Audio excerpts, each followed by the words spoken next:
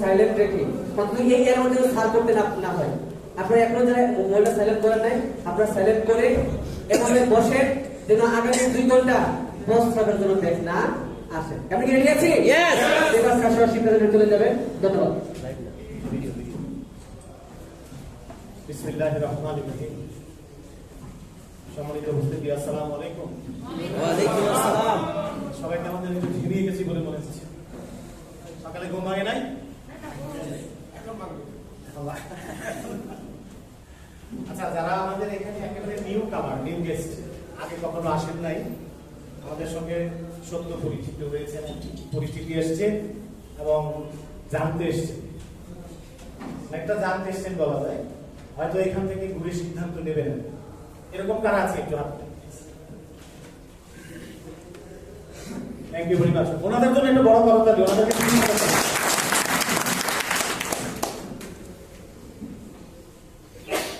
আমার তো মনে হলো এটা জোরাতালি হয়েছে।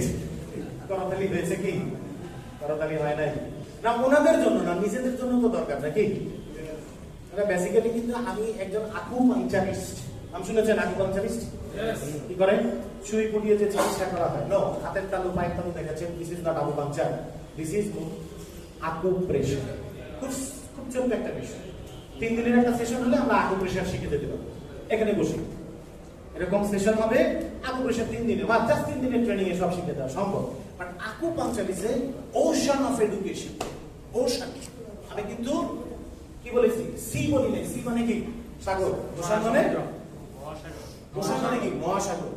মানে আমি ডিপ্লোমা করেছি মাত্র, আমি 450 পয়েন্ট জানি, অনলি 450 পয়েন্ট জানি মানব শরীরে।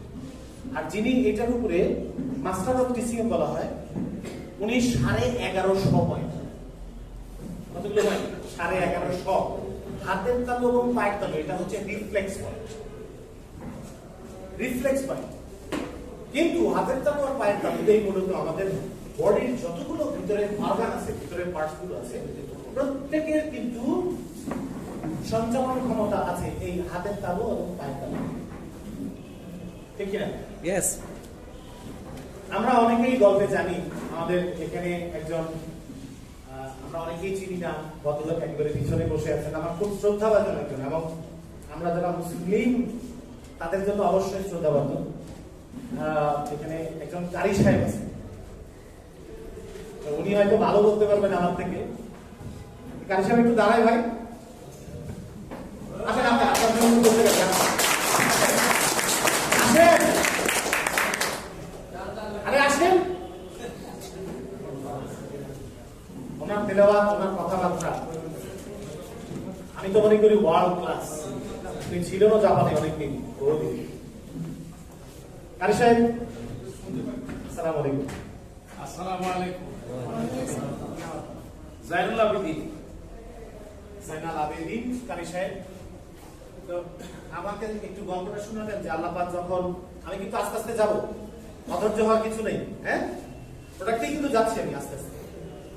বেসিক্যালি এই গল্পটা একটু বলবেন কি? মানে আমি বললে হয়তো ভুলভাল হতে পারে, ইসলামী জিনিস যদি ভুল হয়ে যায় তো এখানে অনেকে আমাকে অন্যরকম মনে করবে, তাহলে জেনে শুনে যেহেতু একজন বুজুর্গ আছে এখানে। সেটা হচ্ছে আল্লাহ পাক যখন বিভিন্ন ফেরেশতাকে বললো যে মাটি নিয়ে এসো, আমি আগুন বানাবো, তখন কে কোথা থেকে নিয়ে এসছে বা কি অবস্থা, এটা কি? এটা মূলত, আসসালামু আলাইকুম, এটা মূলত এই একটা হাদিসের একটা গল্প। এটা এই গল্পটার মধ্যে আবার বেশ মতভেদ আছে, এই জন্য একাধিক সূত্র থেকে একাধিক রকমের এই গল্পটা পাওয়া যায়। তো আমরা এখান থেকে এই গল্পটা থেকে যতটুকু সার সংক্ষেপ বোঝা যায় সেটা হলো কাদা মাটি এবং এই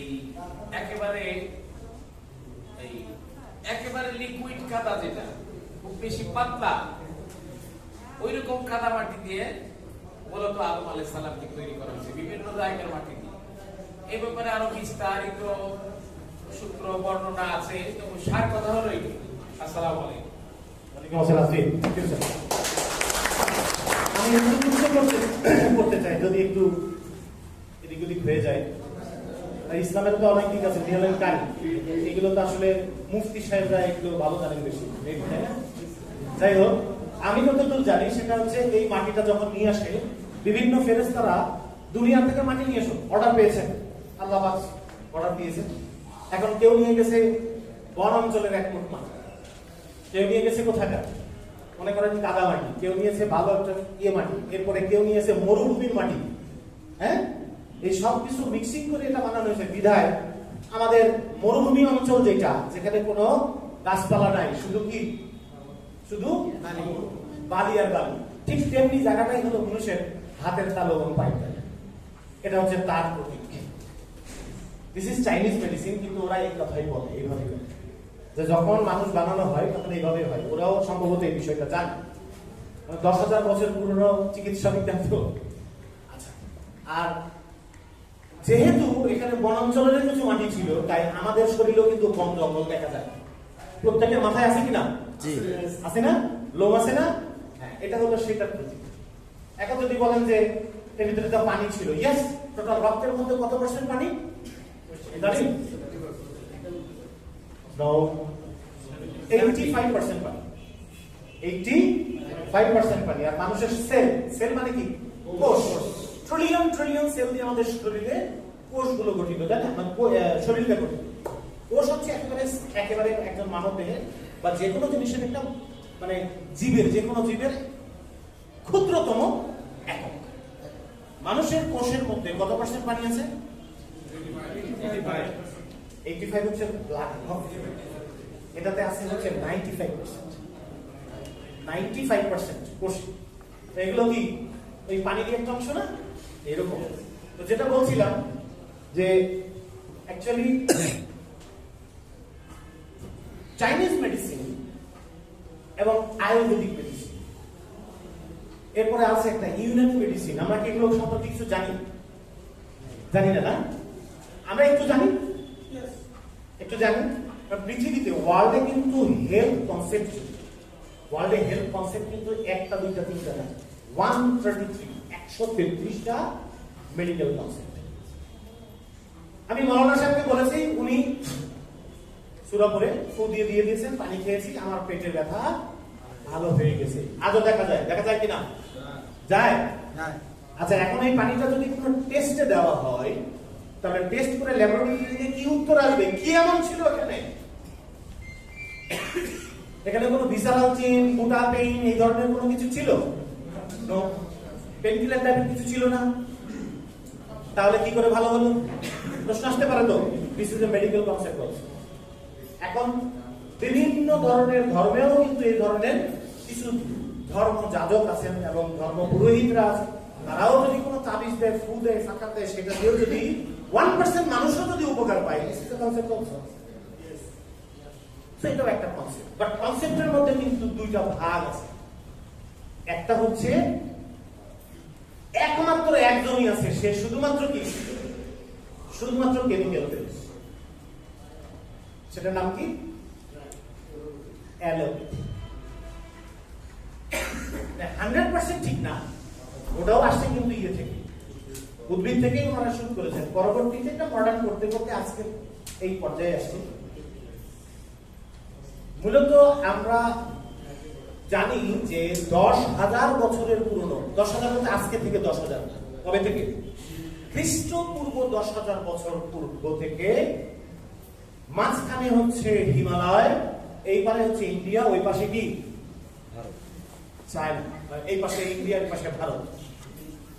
একই তো না?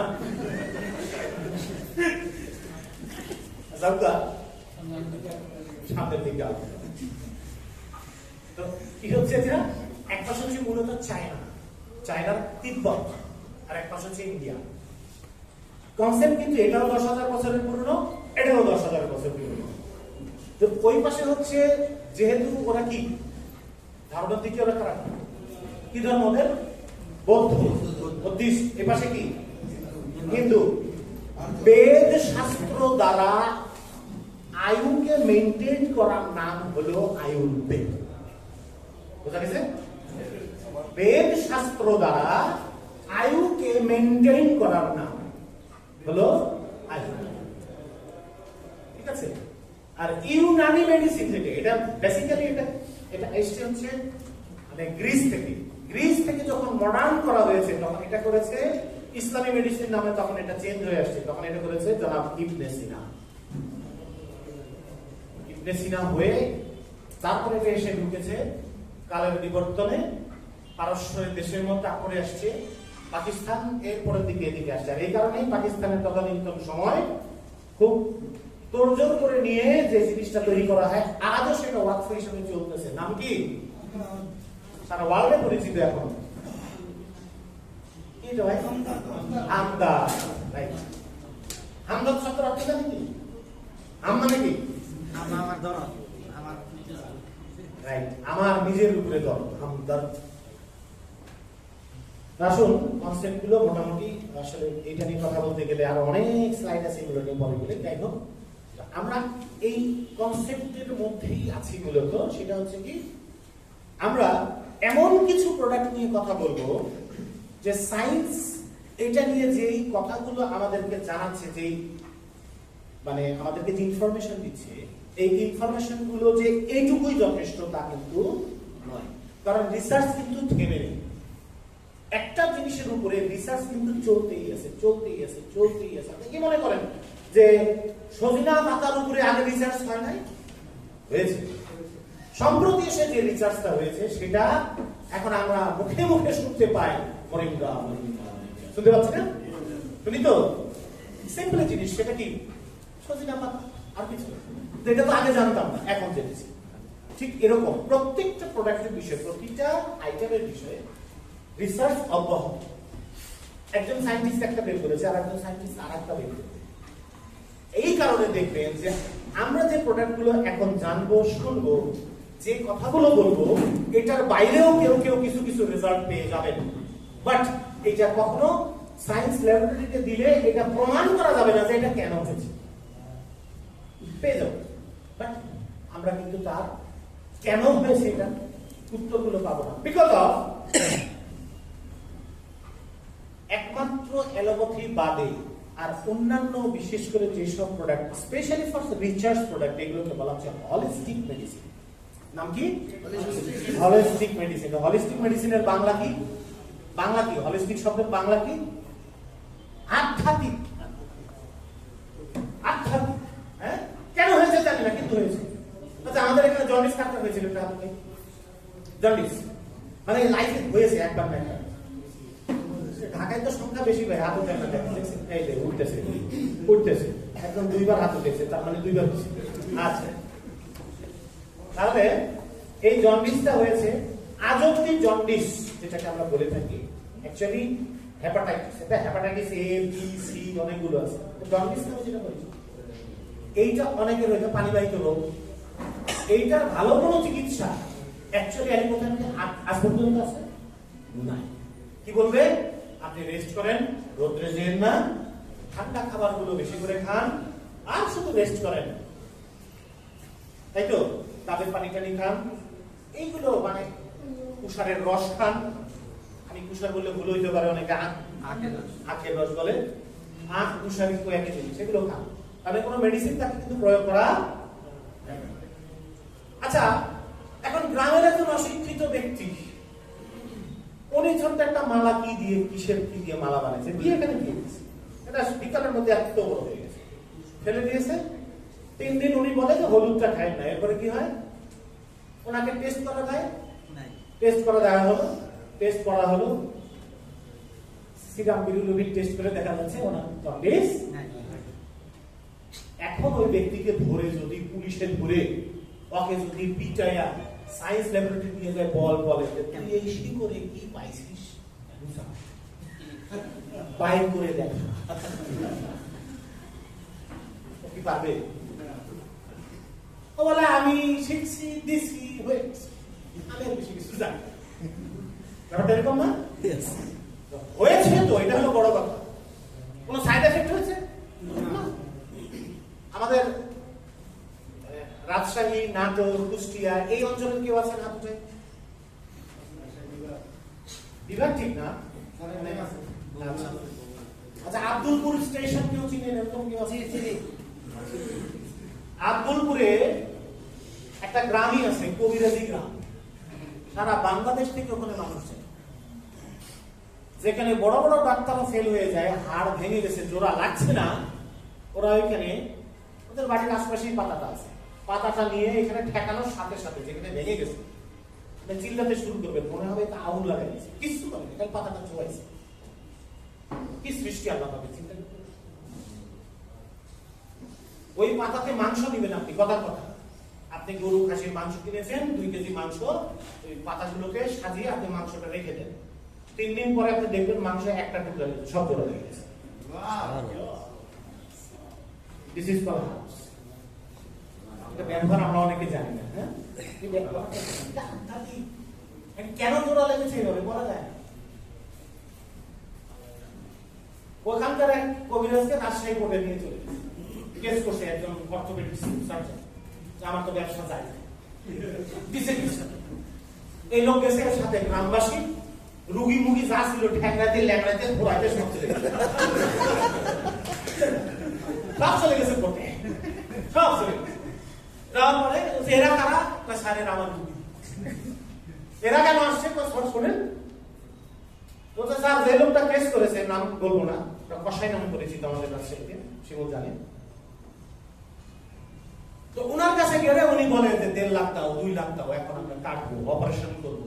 অপারেশন সাকসেস হইলেও টাকা যায়, না গেলেও টাকা যায়। আমরা গরিব মানুষ, স্যার আমরা কি বাঁচার অধিকার নাই?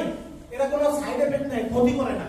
আমি যখন যাই ওর ওখানে থাকি, খাইয়ে ভালো হয়ে যাই, 3, 4, 5 দিন, 10 দিন, কেউ 1 মাস থাকে, 1 মাসে খরচ থাকে 10,000। আমি গরিব মানুষ, পাওটা দিয়ে গেছিলাম ভাঙা, পরে আসছি সোজা হাইটে বাড়িতে। আর এই ব্যক্তি আমাদের কাছে চাইছে 1 লাখ, আমরা কই যাবো? আমাদের কি বাঁচার অধিকার নাই? কি ক্ষতি করছে? তো আমাদের উপকার করতেছে। ওই প্রথম ডেটে মামলা খারিজ। যাও যাও, তোমরা ভালো করে পড়ো।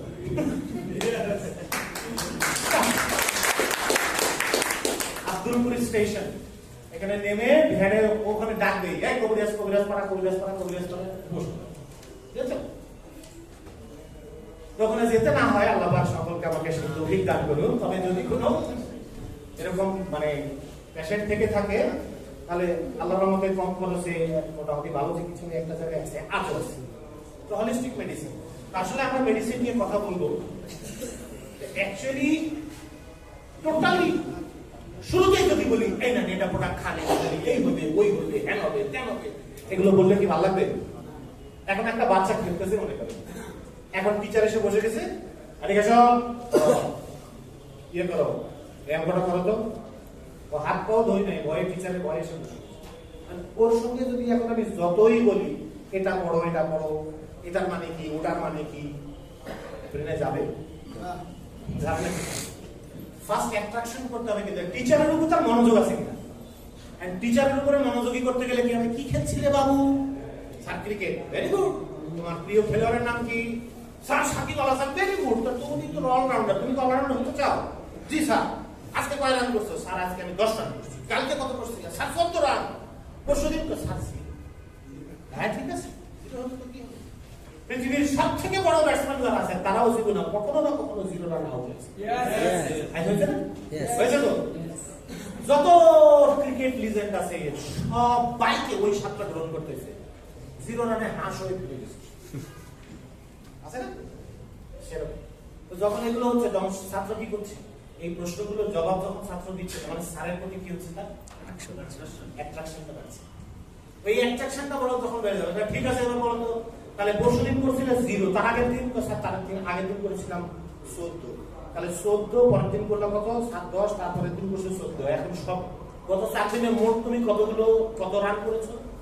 এবার কিন্তু অঙ্কের মধ্যে ঢুকে গেছো। ছাত্র কিন্তু টেরও পায় না অঙ্কে। তো ব্যাপারটা হচ্ছে এই, এসেই বলি এটা খান, ওটা খান, এটা খাবে, এই হবে, সেই হবে, নিবে না। যার কথা শুনবে না, আগে তাকে তো ভালো লাগতে হবে নাকি? ভালো লাগা কিন্তু তেমন কিছু নাই, যদিও আপাতমস্তক আমার ভেতরে। আর এই ভালো লাগার দরকারও নাই, কারণ নতুন করে তার বিয়ে করতে যাচ্ছি না। তো যাও গা, সামনে নিয়ে যাও গা। তো আমরা, আমার একটা মুদ্রা দোষ কিন্তু চলে আসা, যাওগা সামনে দিকে। অর্থ হলো যা হবার হয়েছে, পেছনে তাকানোর দরকার নাই, সামনে সামনে করি। তো সামনে আগে আমি বড় করে একটা সেলুট দিয়ে রেখেছিলাম, সবাই তো নিয়েছেন না সালামটা? যাক, যাক, যাক। তো আমরা একটা তালি বাজাই নিজেদের জন্য।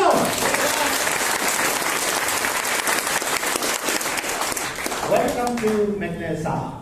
এখন স্যারকে আমরা সেদিনকে বুফে জিজ্ঞেস করেছিলাম, স্যার বলেছিলেন, আপনি বলেছিলেন স্যার ম্যাগনেসার অর্থ কি? Very good question. অনেকের মধ্যে আসছে কিন্তু ওই সময় মতো জিজ্ঞেস করা হয়নি। তাহলে আমরা ম্যাগনেসাতে আসছি, তাহলে ম্যাগনেসার অর্থ কি জানবো না? আমি তো প্রথমে মনে করেছিলাম প্রত্যেকটা স্পেলিং এর আলাদা আলাদাই আছে মিনিং, আসলে তা না। ক্যাপ্টেন ফিরোজ খান আমাদেরকে বলে ম্যাগনেসার অর্থ হলো, আমি নিজেও জানতাম না, যখন আমি কোম্পানি নাম রাখবো সার্চ করছি তখন দেখি ম্যাগনেস, আমার কাছে ভালো লাগে। পরে এটার নামটা ট্রান্সলেট করে যেটা দেখা যায় সেটা হলো হৃদয় থেকে অনুভূতি আসা। এক কথায় হার্ট থেকে ফিল করা যায়, ফিল ফ্রম দা হার্ট, এটার নাম হচ্ছে ম্যাগনেসা। তাহলে আমরা কি কোথা থেকে ফিল করবো, এখান থেকে না এখান থেকে? গতকালকে সন্ধ্যার সময় আমি কিন্তু দুটো কথা বলেছিলাম, এখান থেকে ফিল করলে খালি ডেট মিস হয়েছে, ডেট মিস হয়েছে না? আল্লাহ কিরা বিশ্বাস করো আগামী মাসেই আমি এটা ছেড়ে দেবো, হয়েছিল, কারণ আসছিল এখান থেকে। যখন এখান থেকে আসছে তখন কাজটা হয়ে গেছিল। আসুন আমরা এখন হৃদয় থেকে অনুভব করি, প্রোডাক্টের বিষয়গুলো তো জানি। আর প্রোডাক্টের বিষয় জানতে গেলে মূলত কেন খাবো, এগুলোর অনেকগুলো প্রশ্ন, অনেকগুলো, এগুলো বলতে গেলেই অনেক সময় লেগে যায়, মানে অনেক কথা, অনেক কথার মধ্যে এখন না যায়, কারণ সময়ও অল্প, সারাদিন দিলে কথা ছিল, তাই না? আসুন আমরা তাহলে একটু, যেহেতু প্রোডাক্ট নিয়ে আলোচনা, সেহেতু আমরা প্রোডাক্টের বিষয়ে চলে যাই, এইখান থেকে শুরু করি।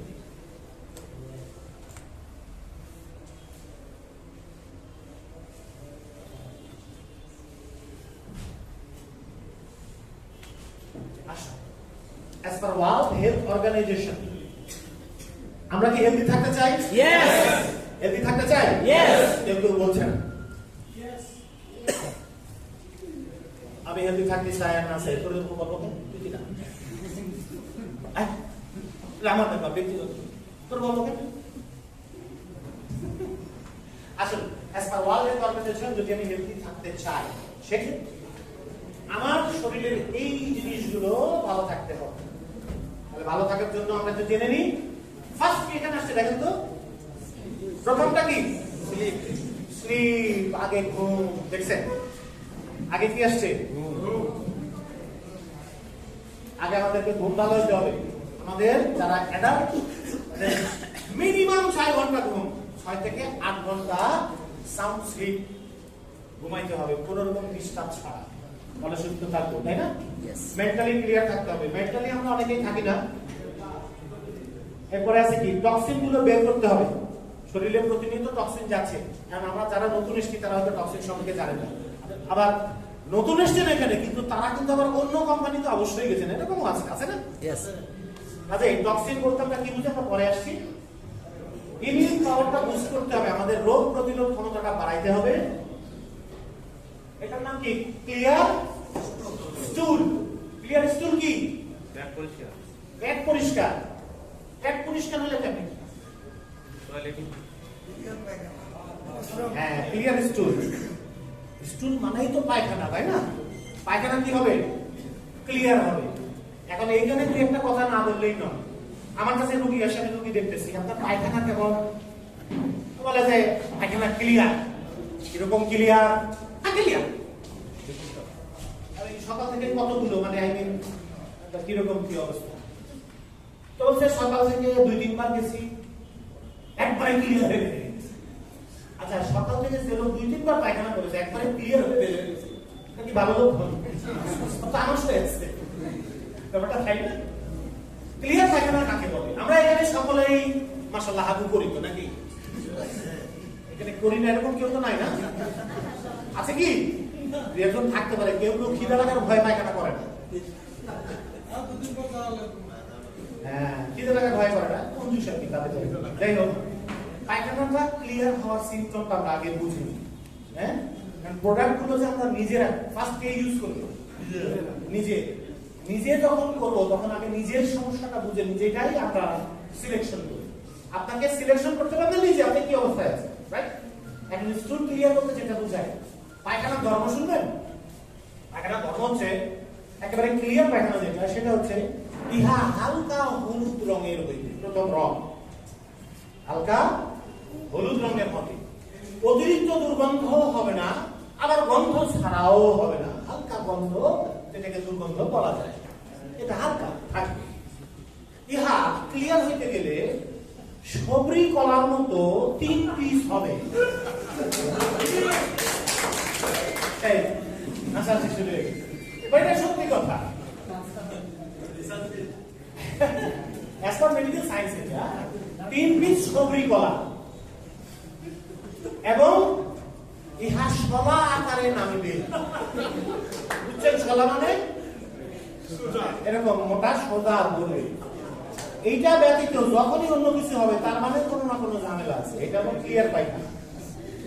এবার আমি পায়খানায় বসছি, শলাও পড়েছে, গন্ধও ঠিক আছে, কিন্তু পড়ার সময় শলার দিকে তাকায় দেখি এ কেমন জানি সোজা হয়ে পড়ার কথা, প্রত্যেক পিস 3 পিস দিছি, 3 পিস এরকম পাকা হয়ে গেছে, পড়ার সময় পাকা হয়ে গেছে। এখানে একটু ঝামেলা। আবার শলা পড়ার কথা, কিন্তু এটা ফিতার মতো হয়েছে। ফিতার মতো হয় না, একটা হয় কিনা এরকম হয়েছে, ঝামেলা আছে। পায়খানা মূলত 8 প্রকার। এরপরে আমি বসেছি কিন্তু চুপচাপ, কিন্তু নিচে তাকায় দেখি যে এটা পেঁচায় পেঁচায় করতে। কই আমি তাহলে ঘুরে, আমি কি ঘুরেছি? ঘুরে নেই, নিজে কিন্তু পেঁচ মারছে, নিজে ঘুরছে, সে কিন্তু পেঁচ মারছে। দেখেন না, আছে তো প্রত্যেকের লাইফে দিয়ে হবেই। আমি তো ভাই পেঁচ মারি নাই, কে সে পেঁচ মারলো? এটা কিন্তু কাহিনী এখানে আছে একটা। হ্যাঁ, এগুলো কাহিনী, সমস্যা, এগুলো পেটের সমস্যা। এবার আমি পায়খানা করতে চাইছি হলুদ কালারের, হালকা হলুদ, এটা বেশি হলুদ হয়ে গেছে। তাহলে চিন্তা করতে হবে যে হলুদ বেশি খাইছি না।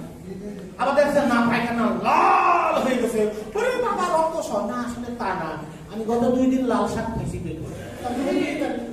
তাই না? কালারের ব্যাপারটা একটু অন্যরকম।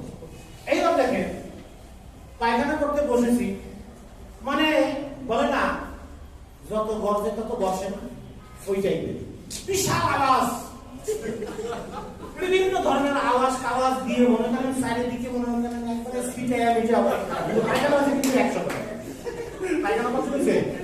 100 গ্রাম, যা 50 গ্রাম নিচে আর 50 গ্রাম সিটে। এটা একটা প্রবলেম, ঠিক আছে? আর একটা প্রবলেম হলো কি, কাদার মতো করছে, পড়ছে তো পড়ছে, এতই ভালোবাসছে ওই টয়লেটের ওই সিঙ্কে, কোন দেশে যাইতে চায় না, পানি ডালতে ডালতে ডালতে দিল, কাঠার মতো লাগে আছে। এটা একটা প্রবলেম, বিশাল প্রবলেম। এরপরে যেটা পায়খানা করতে গেছি, এটা রসমালাই টাইপ পায়খানা। হ্যাঁ, প্রথমে কিছু ঝোল বেড়েছে, এরপরে 2-1টা গোটা গোটা গোটা গোটা গোটা। এটা বড় প্রবলেম, এটার নাম আইবিএস, ইরিটেবল বাউল সিনড্রোম। তার এটা তো মূলত ভাই পায়খানা আমাদের শরীরের অবস্থা কি এটা জানার জন্য বাইরের কোনো ডায়াগনস্টিক সেন্টারের জায়গা আগে প্রত্যেকের বাড়িতে একটা কিন্তু ডায়াগনস্টিক সেন্টার আছে, সেটার নাম হচ্ছে টয়লেট। ফার্স্ট টয়লেটই হচ্ছে আপনার লাইফের প্রথম ডায়াগনস্টিক সেন্টার।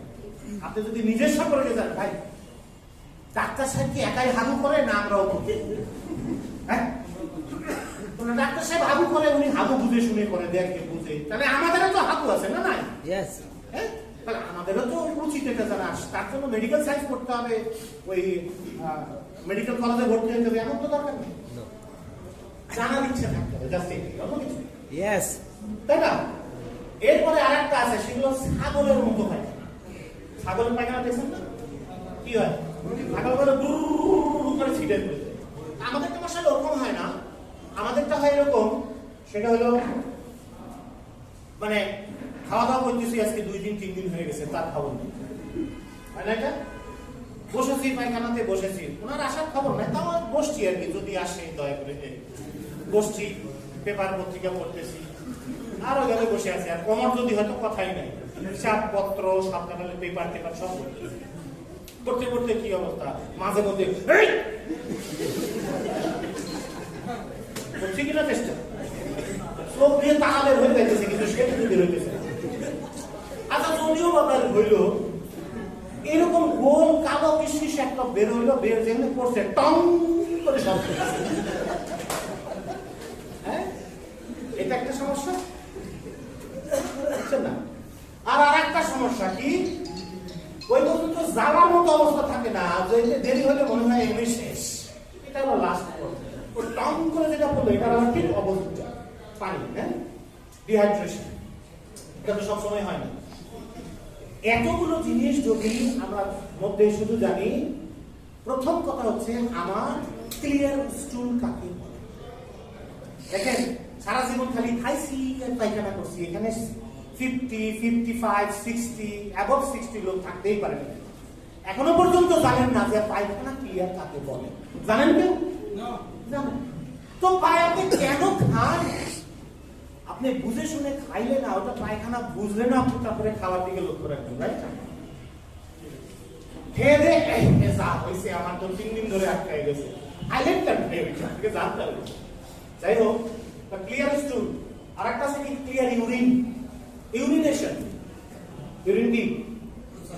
প্রস্রাব। এখন প্রস্রাবটা ক্লিয়ার কাকে বলে? কোনো ঝামেলা আছে?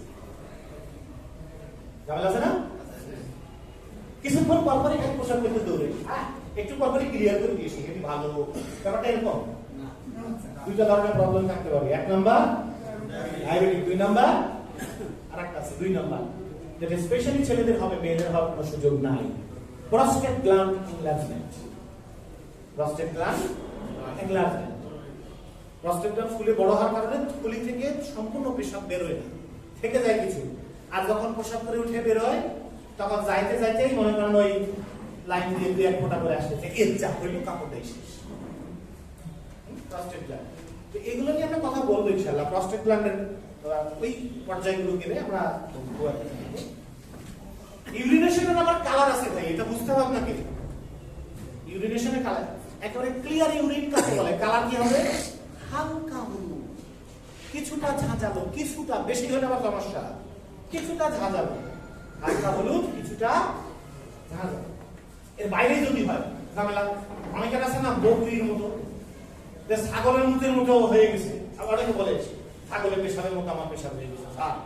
কিচ্ছু দরকার নাই, আপনার শরীর কড়া হয়ে গেছে, পানি বেশি করে খান। পানি যদি বেশি করে খেয়েও না হয় তাহলে বুঝতে হবে টক্সিন, তাই তো? টক্সিন দূর করতে হবে। টক্সিন কিভাবে বুঝবেন? আসি সেটা আমরা এগুলো আলোচনা করে বলে ঢুকবো যে ভয় দেখলাম তো, তাহলে তার সমাধান কি আছে তো সেগুলো বলবো, কেমন? টক্সিন বুঝবো। টক্সিন হচ্ছে সর্বপ্রথম আপনাকে জ্বালাবে, সেই জ্বালানোর নামটা হলো হাতের তালু, পায়ের তালু, প্রচন্ড জ্বালা পড়াবে। মাঝে মধ্যে মনে হবে যে শীতের জন্য ল্যাবের বাইরে পায়, অনেকে রাখে কিন্তু উপর দিকে ল্যাব আছে, পা কোথায়?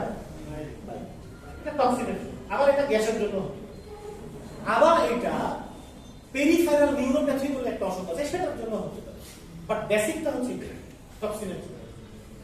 এখন এই টক্সিনটা শুধু একটাই সিম্পটম নো, টক্সিনের সিম্পটম আরো চোখ জ্বলবে। দেখেন হাত পার সাথে এবার কি জ্বলবে? চোখ জ্বলবে। ঘুম আসতে চাইবে না, সকালে ঘুমায় যাবে, আপনি ঘুমাতে পারছেন না, চেষ্টা করছেন, একা পোকা উঠে যান, ফ্রিজ থেকে টেনে এটা খান, ওটা খান, আবার সব আবার বেরোন, মানে ঠিক না, ঘুম আসছে। আর সব থেকে বড় সাইন এন্ড সিম্পটম আমাদের শরীরে আছে, কোথায় জানেন? খেয়াল করে দেখুন। ফার্স্ট সাইন অফ সিম্পটম, যা আপনার টক্সিন গুলো একটা লেভেল আছে, লেভেলটা যদি আপনার উপরের দিকে হয়, মানে লেভেলটা যদি উপরের দিকে হয় সিম্পটম আসবে নিচে, আর লেভেলটা যদি নিচের দিকে হয় দ্যাট মিন্স অল্প, তাহলে সিম্পটম আসবে উপরে। তাহলে আমরা অল্প সিম্পটম থেকে শুরু করি। প্রথম কথা হচ্ছে আপনার এই ঘাড়ের অঞ্চলে এই দুই সাইডে আঁচিল যা যা আছে, আঁচিল, এগুলো সাইন সিম্পটম অফ টক্সিন। এই টক্সিনের কারণে আসছে, অনেকের আছে। এরপরে কোথায় থাকবে দেখবেন একটা নাম দেবে, এবার হাতে কোথাও হয়ে যাবে, এদিকে হয়ে যাবে, ওদিকে হয়ে যাবে, বিভিন্ন জায়গায় পিছিয়ে হইতে পারে, বগলের নিচে অনেকের হয়ে যাবে, তাহলে মিডিল ক্লাস বগলের নিচে হয়ে যায়। আর ঠিক যৌনাঙ্গের আশেপাশে যদি হয়ে যায়, তারপরে টক্সিনের মারাত্মক সমস্যা আপনার শরীরে আছে, দ্যাট মিন্স নিচ দিকে চলে গেছে। টক্সিনগুলো নিচ দিকে চলে গেছে। তাহলে এইটা হলো টক্সিনের সাইন সিম্পটম। এই টক্সিনের কারণে পেটের ঝামেলাও হবে, পায়খানাও ক্লিয়ার হবে এক সময়। লিভার যদি টক্সিনকে ফ্লাশ করতে পারে, আমাদের শরীরে যত বিষক্রিয়াগুলো, এই বিষক্রিয়াগুলো সে ফ্লাশ করে, বিষক্রিয়াগুলোকে এক কথায় মানে নিষ্ক্রিয় করে দেয়। বিষক্রিয়াকে নিষ্ক্রিয় করে কে? লিভার। তো লিভার করতে করতে একসময় লিভার যদি বেশি চাপ পড়ে যায়, সেটা নিজেই তো দুর্বল হয়েছে, হয় না? লিভারটা দুর্বল হয়ে যায়, তো তখন তো আমি আর এটাতে স্থির থাকতে পারবো না। লিভার দুর্বল মানে আমার কিন্তু পেটের সমস্যা আসবে, আর পেটের সমস্যা মানেই কিন্তু আমি ঘুরাই না, কিন্তু সে পেঁচায় পড়ছে, এরকম হয়ে যাবে। হ্যাঁ, লিভারের সমস্যা এটা যদি দেখেন যে আমি ঘুরাই নাই কিন্তু সে ঘুরাইছে, তার অর্থ হইল আপনার লিভার দুর্বল হয়ে গেছে। তো এখন লিভারের দুর্বল প্রোডাক্ট কিন্তু আমাদের যাবো সেদিকে। এরপরে আসেন মেটাবলিজম। তো হোয়াট ইজ কল্ড মেটাবলিজম? আমরা অনেকে বুঝি নাই। মেটাবলিজম অর্থ হচ্ছে আমার শরীরে পার্টস আছে, ভিতরে যেগুলো আছে না, পার্টস আছে কি? ইয়েস আছে তো। এই ভিতরে পার্টস গুলো 12টা বড় বড় অঙ্গ আছে, খুব ভাইটাল অঙ্গ। অঙ্গগুলো একটু জানি, নাম জানি? হ্যাঁ, নাম জানি। নাম জানি আর একটু ইন্ডিকেট করি কে কোথায় আছে, জানার চেষ্টা করি। আমরা তো জীবনের অনেক বছর পার করে আসি, আমরা অনেকে জানি না যে আমার ওই পার্টসটা আছে কোথায়। এটা অনেকেই জানি, অনেকে অনেক সেম পার্সন জানি, কারণ এটা ডাক্তার রয়েছে, আমার তো নাই। আমার ভিতরে যা আছে কিছু নাই, আমার একটা ফাঁক। এখানে যা আছে সব ডাক্তার, এরকম নিশ্চয়ই না। আমার same to same, all are equal. আমি মনে হয় 9 তারিখে বলেছিলাম যে আমাদের সবকিছু ইকুয়াল। আমাদের কি হার্ডওয়্যারে আমরা সবাই সেম, সফটওয়্যার দিয়ে আমরা আলাদা হই, ঠিক সেম। আসুন, পার্টস কোথায় আমরা একটু জিজ্ঞেস করে দিয়ে বলুন তো, আমাদের লাং কোথায়? লাং, লাং মানে কি? ফুসফুস। যেহেতু ফুসফুস কোথায় আছে আমরা শুনি, কে বলবেন? বলা যাবে ডান পাশে। ডান পাশে ফুসফুস, ভেরি গুড। বাম পাশে নাই। আর কেউ বলবেন?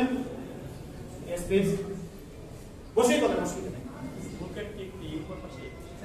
বুকের এই দুই পাশে, এখানে, এখান থেকে ওই জায়গায়, আর কোথাও না, এই পর্যন্ত। Very good. আর কেউ? আর কেউ? হার্ট বলি নাই, লাং করেছি। ভাই টোটাল বুকটা মিলেই আছে লাং। সামনে এই দুই সাইডে, পেছনেও দুই সাইডে। লাংস হচ্ছে সব থেকে বড় ভিতরের পার্টস, সব থেকে। সামনেও পাওয়া যাবে, পেছনেও পাওয়া যাবে। যেহেতু দুইটা পার্ট আছে, ডান এবং বাম, এখানেও আছে, এখানেও আছে। এই লাংসের উপরে আছে হার্ট। যেহেতু দেখেন আমি বলে ফেলেছি কি, লাংস, LUNG, লাং মানে ফুসফুস। যেহেতু দুই পাশে দুটো আছে, তাই আমরা বলি কি, লাংস। একের অধিক, প্লুরাল নাম্বার, হ্যাঁ, লাংস। কিন্তু বেশিরভাগ ক্ষেত্রে শিক্ষিত ছেলেপেলেদেরকেও বলতে শুনি, বলে কি, আমার লাংসের সমস্যা। দুপুরের খাবার আবার কি সমস্যা ছিল? লাংস মানে কি? দুপুরের খাবার। সমস্যা কোথায়? লাংসে। এখন আমি যদি বলি আমার লাংসে প্রবলেম, না ডাক্তার লাংস না হলে আমি বলতেছি আমার লাংসে প্রবলেম। আমার কাছে আসছেন কেন? বাবুজির কাছে না? লাংসে প্রবলেম বাবুজির কাছে। আচ্ছা, দেখছেন কি আন্দাজ? কেউ বলতেছে এক পাশে, কেউ বলে এই দেখে টুটির কাছে, নিচে নামেই না, নামে খাঁচার ভেতরে। যেই পর্যন্ত খাঁচা, এই পর্যন্তই। আল্লাহ পাক এই খাঁচাটা দিয়েছে, অর্থ হলো সব থেকে দামি অর্গানগুলো এখানেই আছে, যার জন্য এইটাকে প্রোটেক্ট করার জন্য এই খাঁচাটা দিয়েছে, রিপস। আচ্ছা, এবার জানি লিভার কোথায় আছে, কে বলবেন? আচ্ছা, এগুলো জিজ্ঞেস করে সময় যাচ্ছে, আমি বলে দিব। লিভার হচ্ছে খাঁচার ঠিক উপরে, এই খাঁচা থেকে 4 আঙ্গুল উপর থেকে শুরু করে নিয়ে 6 আঙ্গুল নিচ পর্যন্ত লিভারটা অনেক বড়। এই জায়গায় এখানে আছে, ডান পাশে। কোথায় দেখাচ্ছি আমি? ডান পাশে। হার্ট কোথায় আছে? বাম পাশে। কোন জায়গায়? উপরে, এখানে, এখানে। এক্সাক্ট জায়গাটা জানি, সেটা হচ্ছে আমাদের বুকের যে মাঝখানটা আছে, মাঝখান বরাবর বলতে মাঝখান থেকে জাস্ট 3 আঙ্গুল, কতটুকু? 3 আঙ্গুল। এটা 2 আঙ্গুল বলা হয় চাইনিজ মেডিসিনে, মানে 2 কান, 1 কান সমান 1.5 আঙ্গুল, 3 আঙ্গুল বাম দিকে। আর যদি এটাও কষ্ট হয় তাহলে আমাদের বামে নিপিল আছে, এই নিপিল আর এটা ঠিক মাঝখানে। এই নিপিলের ব্যাপারটা তো আর আমরা ছেলেদের ব্যাপারে বলতে পারি, মেয়েদের ব্যাপারে বলতে পারছি না, কারণ নিপিলটা স্থানান্তরিত হয়ে যাবে। সো এটা ভালো হচ্ছে কোনটা? মা 3 আঙ্গুল বাম দিকে, এটা হচ্ছে হাড়। এবার আসুন আমরা হয়েছে কি জানেন, আমরা ওই যে ছোটবেলায় শিখেছি না, বাবু তোমার দেখি তোমার মাথা কোনটা, এইটা, চুল এটা, চোখ এটা, না এটা, বলছি না, এইভাবে শিখছি না। তারপর কি দাঁত এটা, জিভু, থুতনি এটা, এটা কি গলা, এটা পেট, এটা হাত, এটা পা, এটা বুক, এটা পিঠ, শেষ। আর যদি বাচ্চাটা ছেলে হয় তাহলে ওইটা কোনটা, ওইটা। আর কোনো কিছু শিখি না, ওই যে শিখেছি ছোটবেলায়, এরপর থেকে আর কিছু জানি, জানলে কি এভাবে বলতাম? কেন জানি না জানেন? কারণ জানা আমাদের ইচ্ছে ছিল, জানার ইচ্ছে ছিল না। এখন বলেন তো প্যানক্রিয়াস কোথায়? বলতে পারবেন? স্টমাক কোথায়? কে বলতে পারে? স্টমাক, দেখি স্টমাক কোথায়? স্টমাক পাকস্থলী, যেখানে খায় আর ওখানে গোডাউন জাত হয়। কোন জায়গায় এটা? হ্যাঁ, কয় পেট, গোটাটাই তো দেখিস, এই গোটাটাই কি খাবার থাকে? সর্বনাশ, তাহলে তো গোটা ছাগলের মাংস একবারে আপনি একাই খেতে পারেন, এত বড় হয় ব্যাপারটা, তাই না? এই যে বুকের এই 2 খাঁচার যেখানে শেষ হয়েছে না, এই যে মাঝখানটা, এই জায়গাটা ঠিক, এই জায়গাটা একটুকু জায়গা নিয়ে হচ্ছে স্টমাক। স্টমাকের ঠিক পেছন দিকে হচ্ছে প্যানক্রিয়াস, একবারে ঠিক পেছন প্যানক্রিয়াস। এখন যদি বলি প্রস্টেট গ্ল্যান্ড কোথায়? কে বলতে পারবো? প্রস্টেট গ্ল্যান্ড পুরুষ মানুষের আছে, মেয়েদের নাই। আবার যেটা ভাবছেন সেটা কিন্তু না, আগে বলে নিলাম। প্রস্টেট গ্ল্যান্ড মানে আপনি যেটা ভাবতেছেন কেউ কেউ সেরকম কিন্তু না। প্রস্টেট গ্ল্যান্ড কোথায় আছে বলেন? নাভির নিচে। কোথায়? নাভির নিচে, বাম পাশে। বাম পাশে বলার দরকার নেই, নাভির নিচে নামছেন না, আর একটু নামবেন না, ওখানে কত নিচে, নাভির নিচে, তবে বেশি নিচে না। এটা হচ্ছে আমাদের যে হাড় আছে না, প্রত্যেকের হাড় আছে তো তলপেটে, হাড় আছে না, এই হাড়ের থেকে জাস্ট 2 আঙ্গুল উপরে এইখানে আছে। এক কথায় মূত্রথলির সঙ্গে লাগে, এখানে আছে মূত্রথলি, এখানে লাগে। আচ্ছা, এগুলো তো জানলাম, এগুলো জানার দরকার আছে আমাদের ভাই, কারণ এটা যখন না জানি তখন পেটের ব্যথায় চিল্লাচিল্লি করছি, বাম দিকে পেটের ব্যথা, সকালবেলা ঘুম থেকে উঠে দেখি ক্লিনিক্যাল আর আমার ডাইনিং দিকে বসাই দিয়েছি। কি হয়েছে ভাই? আমার বেউস হয়ে গেছিলাম, ঘুমিয়ে গেছিলাম, কিছু বলতে পারবো না, ডক্টর অ্যাপেন্ডিক্স হয়েছে। ও আচ্ছা, ডাক্তার চলে গেছে, তারপরে বলতেছে কি ব্যাপার? আমার ব্যথা হলে রাত্রে বামে, আমার কাছে ডাইনে, নার্সে ডাকে, আমার ডাইনে কাটাকে অ্যাপেন্ডিক্স হয়েছিল, অ্যাপেন্ডিক্স তো ডাইনে, আমার তো ব্যথা ছিল বামে। চপ, ডাক্তার না, আমি ডাক্তার। স্যার আপনি ডাক্তার? চপ। আচ্ছা, আর যেহেতু থাকে, অপারেশন করার পর পেইন কিলার ইনজেকশন দেওয়া হয়েছিল, তাই তার ব্যথাটা তো আপাতত কয়েকদিন থাকবে না, এটা 7 থেকে 10 দিন থাকবে না। অ্যাপেন্ডিক্স এটা ঠিক হয়ে গেছে, ঘাটা শুরু হয়ে গেছে, ওকে আর পেইন কিলার দেওয়া হয় নাই। এবার 15 দিন পর থেকে আবার শুরু হয়ে গেছে, তো মারে, ও বাবা, ও মা, আবার তো অন্য ক্লিনিকে, ওই জায়গায় তো ঠকাইছে, অন্য ক্লিনিকটা কাপড়টা নিচে নামাইছে, নামায় দেওয়া হয়, এটা তো কাটা। ওটা ব্যবসার চান্স নিয়েছিল, কিন্তু সেই ব্যবসা পারবে না। এখন কি হলো? বামে, বেসিক্যালি বামে কি আছে? এই পেটের 4 ভাগ দিয়ে মোটা নালী, যেটা পায়খানা থাকে, কোলন বলা হয়, বা লার্জ ইন্টেস্টাইন, মূলত সেখানে ব্যথা করতেছে। তার মানে অবশ্যই কোলনে পায়খানা ক্লিয়ার হয় নাই, না হওয়ার কারণে ওখানে অতিরিক্ত গ্যাস হয়েছে, কোলনটা একটু মোটা হয়ে ফুলেছে, এই কারণে তার পায়খানা ক্লিয়ার হলো, দেখা চলে। এই ব্যথা এটুকু জানা না জানার জন্য তার অপারেশন সারা। তো এটার জন্য দায়ী কে? শুধু ওনারা? এটার জন্য দায়িত্ব ভাই, আসুন আমরা নিজে জানবো, একজন মানুষ ভালো করে যদি ম্যাগনেস সাথে জানে, এই একাডেমি থেকে একজন মানুষ জানে, এক ফ্যামিলি, গোটা ফ্যামিলি ঔষধ, ডাক্তার, ডায়াগনোসিসে এগুলোর খরচ মিনিমাম 80% কমে যাবে।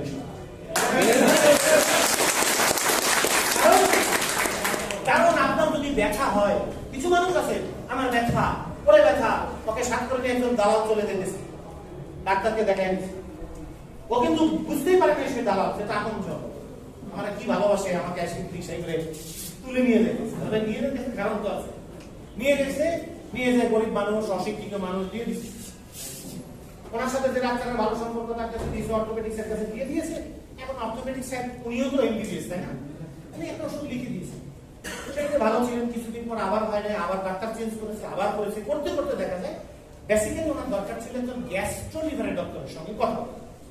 সেটা করতে করতে ওই পর্যন্ত যেতে যেতে কি হয়েছে, আমার এই পর্যন্ত যতজন ডক্টর চেঞ্জ করেছি, আমার কাছে বর্তমানে আর কিন্তু